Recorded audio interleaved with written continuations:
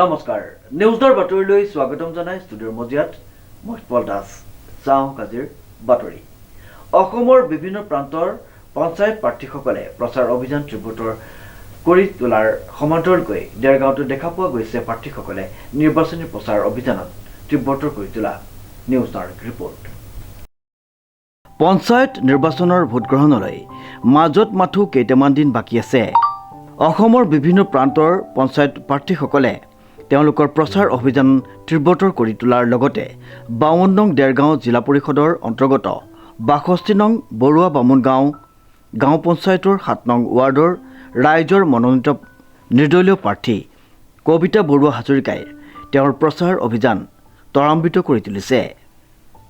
নাম কবিতা বৰুৱা হাজৰিকা মই বৰুৱা বামুণ গাঁও পঞ্চায়তৰ 7 নং ৱাৰ্ডৰ পৰা প্ৰতিনিধিত্ব কৰিছোঁ।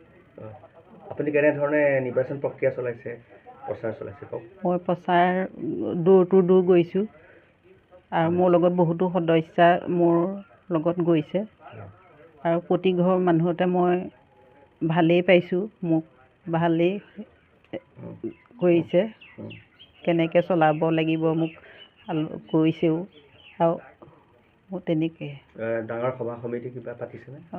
ডাঙৰ সভা সমিতি পতা নাইকিয়া, মই ঘৰে ঘৰেহে গৈ মানে নিৰ্বাচন প্ৰচাৰ চলাইছোঁ। আপুনি এবাৰ নিৰ্বাচনত কি ইছ্যু লৈ পেলাই আগবাঢ়িছে ৰাইজৰ মাজলৈ? ৰাইজৰ মাজলৈ মই আহিছোঁ মানে আগৰজনে যিখিনি কাম আধৰুৱা কৰি থৈ গৈছিল আৰু সেইখিনি কাম মই হাতত লৈছোঁ, ঘৰে ঘৰে কৈছোঁ অৰুণোদয় আঁচনি দিম বুলি, তাৰপিছত পানীৰ ব্যৱস্থা য'ত নাইকিয়া তাত ৰাস্তা ঘাট যদি বেয়া হৈ থকাখিনি ভাল কৰিম বুলি তেখেতসকলক মই প্ৰতিশ্ৰুতি দিছোঁ। আপোনাৰ যিটো ৱাৰ্ডৰ এলেকাটোত কাম থাকি গৈছে নে কিবা কাম? থাকিছে, বহুত ৰাস্তা পদূলি থাকি গৈছে আৰু অন্য কামো মানে কিছুমান থাকিছে আৰু এইবোৰ ৰাস্তাৰ অৰুণোদয় আঁচনি তাৰপৰা কিছুমানে পোৱা নাইকিয়া, সেইখিনি মই দিবলৈ সম্পূৰ্ণ ৰাইজক প্ৰতিশ্ৰুতি দিছোঁ, শুভেচ্ছা দিছোঁ। আপুনি জয় হোৱাটো নিশ্চিত নে? মই জয় হোৱাটো মোৰ ফালৰ পৰা মই নিশ্চিত বুলিয়ে ভাবিছোঁ। কিয় মোৰ লগত সকলো ৰাইজৰ পৰা মই সহায় সহযোগিতা পাইছোঁ। কেনেধৰণে পাইছে? দলে বলে সকলোৱে ওলাই গৈছে মোৰ লগত কেম্পিং কৰিবলৈ। য'ত য'ত গৈছে মানে হেৰি এই আপুনি জয় হোৱাৰ পিছত ইয়াতো ধৰক বেলেগ দলৰ মানুহ থাকিব বা অন্যান্য জাতি ধৰ্মৰ নিৰ্বিশেষে থাকিব, সকলোকে মই সহায় কৰিম বুলি ভাবিছোঁ। ৰাজনীতিৰ বাদ দি মই ভাবোঁ, কাৰণ এতিয়া চৰকাৰে 10,000 টকা উদ্যমিতা আঁচনি দিছে মানে আগতে দি উদ্বোধন কৰিলে আৰু এই নেক্সট ইলেকশ্যনৰ পিছত সেইখিনি 10,000 টকাটো এৰি দিব। সেই টকাটোৱে যাতে মানুহে মোবাইল কিবা ফুৰিবলৈ নগৈ কাপোৰ কানি নলৈ ঘৰতে বহি পেলাই কিবা এটা যেন তেওঁলোকে কৰি নিজে আত্মসংস্থাপনৰ ব্যৱস্থা কৰে যেন।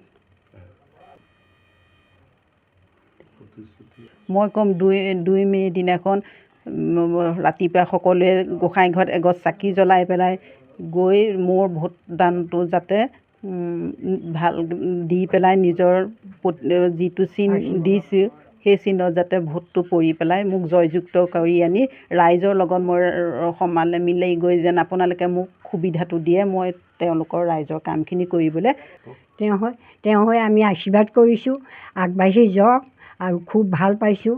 তেওঁ কামখিনি হাতত তুলি ল'ব, সেই তুলি লোৱাৰ পাছত আমাৰ কামখিনি সিদ্ধ হ'ব আৰু তেওঁ আগবাঢ়িবই লাগিব। আমি নিশ্চিত কবিতা বৰুৱা হাজৰিকাই আমাৰ সমাজৰ মাজতো জড়িত।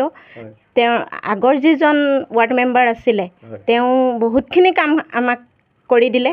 এতিয়া তেওঁৰ বাকী থকা যিখিনি কাম আমাৰ সেইখিনি কাম তেওঁ সম্পূৰ্ণ কৰিব পাৰিব বুলি মই বিশ্বাস, মোৰ ফালৰ পৰা তেওঁক মই আশীৰ্বাদ দিছোঁ আৰু আমি বহুমূলীয়া ভোটটো দি তেওঁক জয়যুক্ত কৰাম বুলি মই আশ্বাস।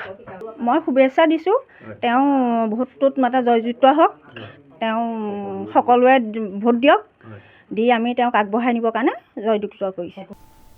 দেৰগাঁৱৰ পৰা নৱজ্যোতি ভৰালীৰ ৰিপৰ্ট নিউজ নাও।